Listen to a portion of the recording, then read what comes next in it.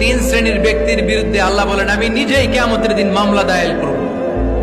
I will be against them in the day of judgment. Three categories of people I will be against them in the day of judgment. তিন শ্রেণীর লোক কিয়ামতের দিন তারা ছাড় পাবে না।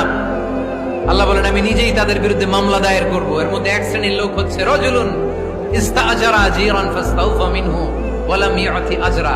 একজন শ্রমিক ভাড়া করে তার কাছ থেকে কাজ নিয়েছে কিন্তু তার পারিশ্রমিক আদায় করে নাই। এরকম আছে না নাই? দাপট দেখায় ইউনিভার্সিটির ক্যান্টিন গুলোতে। ইউনিভার্সিটির ক্যান্টিনে যে খায় মাগার বিল দেয় না, এরকম টাকায় দাসরা নাই। চায়ের দোকানে চা খায় পরে দিমু বিল দেয় না, আছে না নাই? দোকানে যে পণ্য কিনে বিল দেয় না, পরে দিমু, আছে না নাই? কিয়ামতের দিন আল্লাহ তোরে মাস্তানি ছুটাবে, চিল্লা এখন ঠিক কিনা?